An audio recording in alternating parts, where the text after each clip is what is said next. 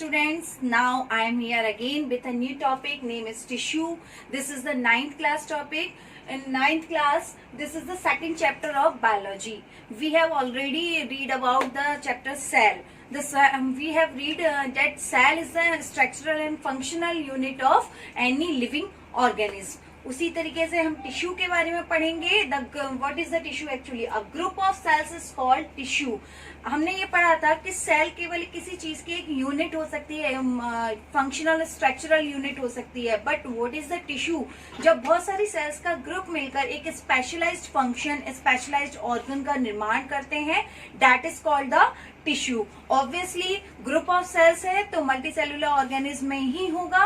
Unicellular organism में ये वाला टॉपिक या ये टिश्यू नहीं होंगे, because they are made up of only one cell. Now we will discuss about the plant tissue and animal tissue. These are the two topics in your chapter, plant tissue and animal tissue. Why we are discussing separately about both of them? Because plant tissue and animal tissue दोनों की ही जो life style होती है, plants की भी और animals की, they are quite different. So we will discuss about the plant tissue today. Our first topic is plant tissue. तो हम सबसे पहले यहाँ पढ़ेंगे कि प्लांट टिश्यू होते क्या हैं. तो प्लांट टिश्यू के बारे में हम पढ़ेंगे. Plant tissue are of two types, meristematic plant tissues and permanent tissue. We will discuss about the meristematic tissue now. What is the means of meristematic? Meristematic का means होता है dividing capacity.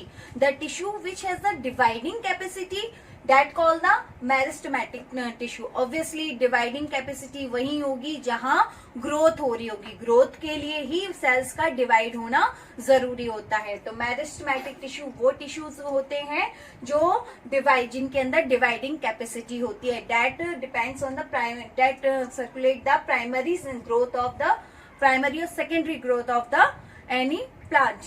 Meristematic tissue are of three types. First is apical, second is lateral, and the third is intercalary tissue. Apical tissue, epic का मतलब होता है the top, the tip, जो शीर्ष पे जो प्लांट की ग्रोथ है वो हमेशा किसी भी प्लांट के किसी भी पार्ट के शीर्ष से स्टार्ट होती है, टिप से स्टार्ट होती है. As you take any leaf, आप जब किसी लीफ को लेंगे तो उसका जो सबसे किनारे वाला, सबसे ऊपर वाला पोर्शन होगा, उसको अगर आप छूकर देखेंगे तो वो आपको काफी सॉफ्ट फील होगा और एक नुकीला सा पन उसमें. आप कभी रूट्स को देखेंगे, रूट्स का जो लास्ट वाला पोर्शन होगा वो भी काफी सॉफ्ट फील होगा क्योंकि वहां से उसकी ग्रोथ स्टार्ट हो रही है. तो एपिकल टिश्यू हमेशा ग्रोइंग टिप पर पाया जाता है. अब हम बात करेंगे लेटरल के बारे में. आपने ये देखा होगा कभी भी कोई प्लांट होता है तो जब वो ग्रो करता है, एक न्यू प्लांट होता है तो उसकी जो स्टेम होता है वो बहुत सॉफ्ट होता है. धीरे धीरे उसका स्टेम जो होता है वो ग्रो करता जाता है. कैसे स्टेम जो होता है वो बढ़ता जाता है, अपने आकार में फैलता जाता है, उसकी जो चौड़ाई होती है वो बढ़ती जाती है. तो जो लेटरल टिश्यू होता है वो हमेशा किसी भी स्टेम की मतलब प्लांट का जो स्ट्रक्चर होता है उसकी विड्थ को, उसकी चौड़ाई को बढ़ाने में हेल्प करता है.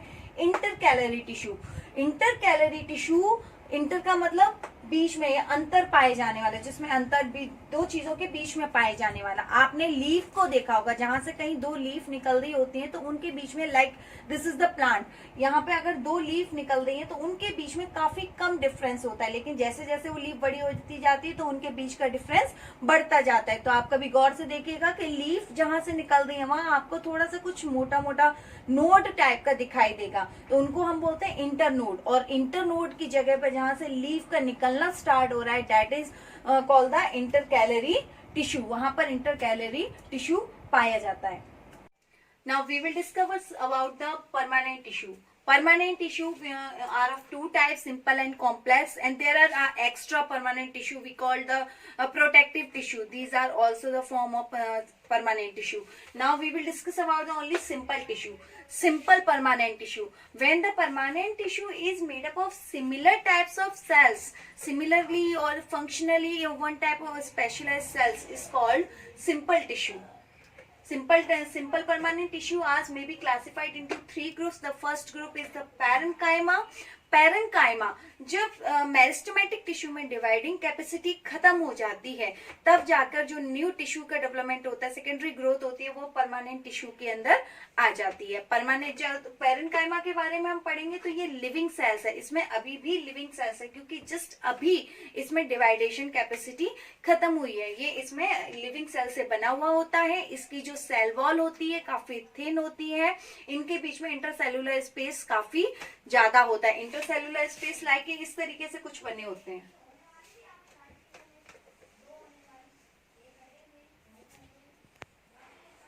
इनके बीच में इंटरसेलुलर स्पेस काफी ज्यादा है, जिसकी वजह से ये स्टोरेज और पैकेजिंग का काम करते हैं। प्लांट के अंदर जो भी सिंथेसाइजेशन होता है, फूड स्टोरेज होता है, वो सारा काम पैरेन्काइमा के अंडर होता है। और पैरेन्काइमा पैरेन्काइमा का जो स्टेम होता है उसमें कहीं कहीं क्लोरोफिल भी पाया जाता है। अब ये बात ऑब्वियस है कि अगर क्लोरोफिल है तो इट मीन्स वो फोटोसिंथेसिस का काम भी करता है। तो जब पैरेन्काइमा की जिस पार्ट में क्लोरोफिल पाया जा रहा है वो फोटोसिंथेसिस का काम कर रहा है, वो पार्ट हो जाता है क्लोरेन्काइमा।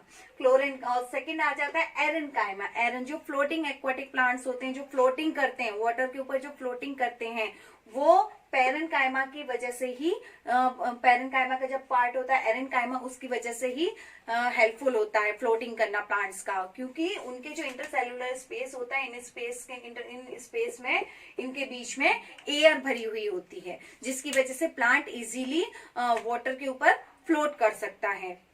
Now we will discuss about the second simple permanent tissue, collenchyma.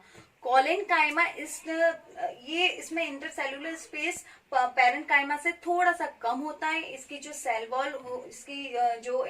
Wall होती है ऑब्वियसली सेल्यूलोज की बनी होती है। सेल्यूलोज के साथ पैक्टिक नाम का जो मटेरियल होता है उसका बना होता है। पैक्टिक एक टाइप का प्रोटीन होता है जो इसको थोड़ा सा हार्डनेस प्रोवाइड करता है। जैसे जैसे हम नीचे ये थोड़ा बढ़ता जाएगा तो ये स्ट्रांग होता जाएगा। जैसे जैसे परमानेंट टिश्यू और परमानेंट होते जाएंगे तो ये स्ट्रांग होते जाएंगे। कोलेनकाइमा के बारे में हम पढ़े, इसमें इंटरसेल्युलर स्पेस पैरेन्काइमा की तुलना में थोड़ा कम होता है। इसकी जो सेल्स होती हैं इनलॉन्गेटेड होती हैं, लार्ज होती हैं। पैरेन्काइमा की तुलना इनमें इंटरसेल्युलर स्पेस जो होता है, जो सेल वॉल होती है, वो थोड़ी सी थिक होती है। और इनका जो मेन काम होता है वो प्लांट को फ्लेक्सिबिलिटी और इलास्टिसिटी प्रोवाइड कराने का होता है। लाइक ये बेंडिंग करने में, किसी भी प्लांट को बेंडिंग करने में हेल्प करते हैं। जैसे अगर कभी आंधी आती है और कोई प्लांट, अगर उसमें आंधी आएगी, स्ट्रेट खड़ा रहेगा और एयर का प्रेशर वो झेल नहीं पाएगा तो वो टूट जाएगा। लेकिन अगर उसमें बेंडिंग कैपेसिटी होगी तो उसकी जो ब्रांचेस हैं वो इजीली मूव कर पाएंगी, तो एयर ट्रांसफर हो जाएगी, एयर अपना ट्रेवल इजीली कर लेगी और उसके प्लांट पर भी कोई असर नहीं करेगा। तो कोलेनकाइमा जो होता है उसकी सेल्स लार्ज होती हैं और ये इनका जो सेल वॉल जो होती है वो हेमीसेल्यूलोज, सेल्यूलोज और पैक्टिन नाम के मटेरियल से बनी होती है, जो एक टाइप का प्रोटीन होता है जो से कोलेनकाइमा प्लांट की ब्रांचेस को फ्लेक्सिबिलिटी, इलास्टिसिटी प्रोवाइड कराता है। और नेक्स्ट हमारा आ जाता है स्क्लेरेनकाइमा। इसकी जो सेल्स होती हैं कोलेनकाइमा की, वो लिविंग भी हो सकती हैं और डेड सेल्स भी हो सकती हैं। लिविंग सेल्स और डेड सेल्स दोनों ही इनमें हो सकती हैं। स्क्लेरेनकाइमा के बारे में अगर हम बात करें तो ये टोटली डेड सेल्स से बना हुआ होता है। जैसे आपने कभी अगर प्लांट को देखा होगा तो प्लांट का जो सबसे नीचे का जो हार्ड पार्ट होता है, जो जिसमें कोई मूवमेंट नहीं होता, जो काफी हार्ड हो जाता है, तो वो जो पार्ट होता है वो हमारा स्क्लेरेनकाइमा का बना होता है। उसमें इंटरसेल्युलर जो स्पेस होता है वो टोटली एब्सेंट होता है। कुछ इस तरीके का नैरो और लॉन्गेटेड पार्ट होते हैं इसके टिश्यूज के। इनके बीच में लिग्निन नाम का एक मटेरियल भरा हुआ होता है, जिसकी वजह से ये बहुत हार्ड हो जाते हैं। That is the permanent tissue, simple permanent tissue, parenchyma, collenchyma, sclerenchyma. Let us revise a quick revision.